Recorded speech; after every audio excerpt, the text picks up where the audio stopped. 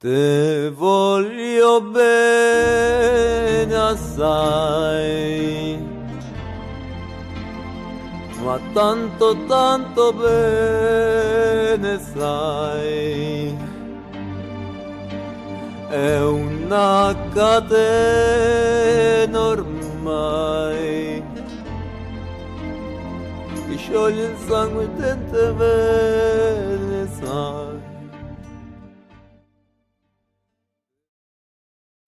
Là, tu avais parlé qu'il y avait aussi une posture du moi qui prend conscience. Est-ce que tu pourrais développer un petit peu? Oui, volontiers, Claire. La posture du moi prenant conscience, c'est quelque chose que j'ai spécifiquement développé, c'est d'ailleurs une des premières choses que j'ai développées, avec l'idée que c'est plus facile d'entrer dans une posture que de changer d'humeur, de sortir d'une émotion, d'un conflit, d'une situation. Et on peut aussi remarquer que les postures suivent nos états d'âme. Quand on est fatigué, quand on est triste, quand on est content, on fait des gestes, on change sa posture. On dit je perds pied, je perds le nord, je me sens déboussolé, etc. Et on voit que ce sont des postures, en fait, des postures énergétiques, mais aussi physiques. Donc la posture, je vais essayer de vous la démontrer, en fait, en quoi ça consiste. Alors, pour en fait rétablir son équilibre psychique, en fait, alors on va s'asseoir, on peut le faire debout aussi, mais ici c'est assis, les deux pieds par terre, on ne croise ni les jambes ni les bras, on ne ferme pas sa posture, on se tient bien droit dans la verticale, parce qu'on se relie, on est au centre. On peut dire que cette posture, elle est au centre du monde, elle est au centre de qui on est, elle est au centre du cosmos, et on se relie à la verticale. Donc on commence à ce moment-là, justement par ce lien à la verticale. Et puis on se relie par la respiration. Les pilotes de la posture, ce sont le regard, la respiration et la posture elle-même. Alors pour se verticaliser, on verticalise la posture. On inspire, on expire, on inspire jusqu'à un petit peu au-dessus de la tête, on expire jusque profondément dans le sol. On a parlé des subpersonnalités qui s'identifient à l'horizontale. Quand on est en colère, en vérité, ou amoureux, on respire horizontalement, ça va comme ça. Et si on veut se stabiliser, on verticalise sa respiration. Après, la deuxième chose, c'est de prendre racine, prendre conscience de sa gravité. On sent son assise, on tombe dans son assise, et on sent des racines qui descendent dans la terre à partir de notre coccyx et à partir de nos pieds, en fait. De façon à s'ancrer vraiment très très solidement. Et on visualise ça avec beaucoup de précision selon le contexte où on se trouve. La troisième phase, c'est l'orientation dans l'espace. On prend conscience qu'une construction cosmique, elle est faite des 4 points cardinaux, le nord, le sud, l'est et l'ouest, et puis d'une verticale qui s'étend du zénith, au-dessus de nos têtes, au nadir, qui est un nom arabe, sauf erreur, et qui désigne un point fictif au centre de la Terre. Et puis, on a donc 6 directions actuellement, et puis il y a une 7e direction qui en fait n'est qu'un point, et qui se situe généralement dans le cœur, ou ça peut être dans le ventre, mais quelque part dans le centre du thorax, en fait, dans le centre du corps. Et comme ça, on prend une posture, on rétablit l'ordre du monde dans sa propre posture.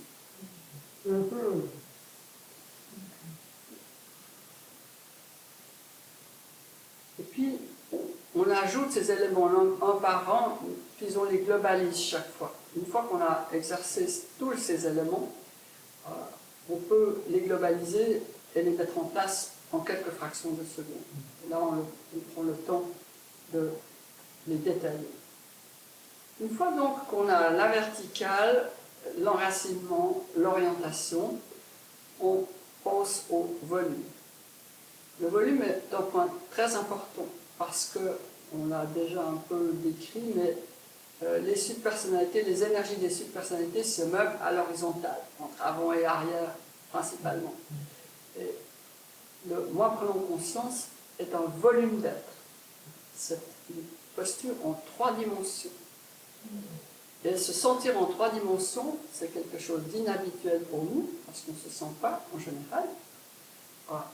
Et donc, on le pose avec une intention qui va le faire exister. Le premier volume, c'est le corps strict.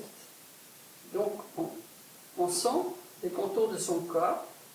Et par la respiration, on habite ce premier volume en faisant cette fois une respiration rayonnante, comme si le corps était un immense poumon, globalement, ce qu'il est d'ailleurs. L'oxygène va dans toutes les cellules. Et puis on l'occupe par la respiration, mais sans le gonfler. Après ça, on a des corps plus transpersonnels. Donc, il y a d'abord un corps énergétique que chacun sent. Lorsque quelqu'un vient trop près pour nous parler, on se sent gêné, on sent que l'autre est dans notre champ d'énergie. Donc on établit un deuxième, en volume agrandi, je dirais, parce que ça part toujours du centre, quelque part près du corps, à 20 cm par exemple, et qui va avoir maintenant une forme d'œuf, plutôt, il va un peu suivre les contours du corps. Et pour l'occuper, on détermine cette frontière précisément, et on l'occupe de nouveau en respirant jusqu'à cette nouvelle frontière, et on l'occupe entièrement, on occupe un volume agrandi. C'est comme une première matrice corporelle, une deuxième matrice du corps énergétique. Et puis, parce qu'on est quand même démunis dans ce monde, on va établir, ou je propose qu'on établisse, une troisième dimension à notre volume, qui sera un volume transpersonnel, relié à ce qui nous dépasse, à ce qui nous est, à la fois nous dépasse et nous habite, quelque chose de l'ordre du divin, du cosmique, ou une figure divine à laquelle on croit. Cela peut être un ange, une figure sainte de notre propre tradition. Et puis on détermine un champ de présence transpersonnel qu'on va lui aussi sera délimité, de manière à ne pas s'étendre au-delà d'une présence sur Terre. On reste les pieds au sol. Donc le volume agrandi, il pourra peut-être, le volume transpersonnel, il va peut-être aller jusque-là, par exemple. Et là aussi, on va déterminer une frontière, peut-être à 1 mètre, par exemple. Et puis, on aura donc 3 peaux successives, une peau corporelle, une peau énergétique et une peau transpersonnelle, si on peut dire. Et ces peaux métaphoriques, si on peut dire, on peut leur donner les qualités qu'on veut. On peut poser qu'elles laissent entrer ce qui nous fera du bien, sortir ce dont on n'a pas besoin, et qu'elles sont en même temps protectrices, tout en étant transparentes, ouvertes. Et à partir du moment où on est assis dans cette dimension, cette triple dimension, je dirais, de l'énergie et de soi, on arrive dans la paix.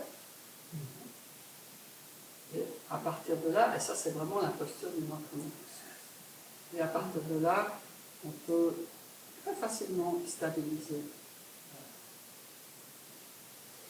des états émotionnels. Se redresser, se redéployer. Il faut comprendre que notre réflexe, quand quelque chose ne va pas, c'est de se contracter. Et ce réflexe, c'est important de le changer quand il y a du conflit autour de nous ou en nous. Au contraire, se déployer. Et pour acquérir ce réflexe, c'est vraiment utile d'exercer cette posture du moi prenons conscience jusqu'à ce que le corps l'ait mémorisé, jusqu'à ce qu'on puisse la mettre en place en un clin d'œil, jusqu'à ce qu'on se promène dans la rue ainsi.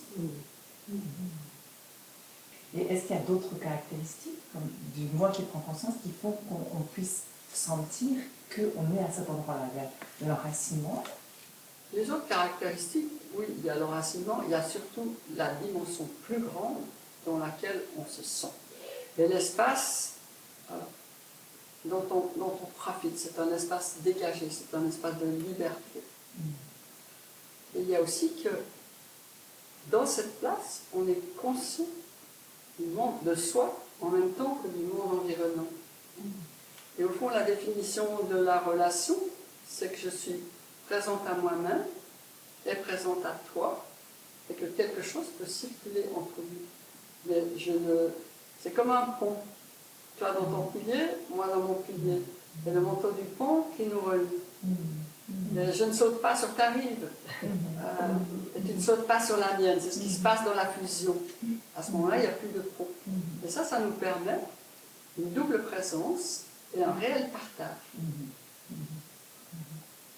Et ça n'empêche pas qu'on peut trouver plaisir dans une histoire d'amour à fusionner au milieu du pont. Mais après, chacun revient dans son pilier, parce qu'on va se séparer, chacun ira de son côté. Et là, on ne veut pas partir en portant l'autre, chacun portant l'autre sur son dos. Ce qui est vraiment, ce que j'aime dans ce que tu nous dis, c'est que c'est complet, c'est tête, cœur et corps. Tête, cœur et corps, tout à fait. Avec un esprit. Et on pourrait résumer les trois qualités essentielles de ce volume d'être par un esprit lumineux et vide, un cœur ouvert, bienveillant, et un corps présent et enraciné.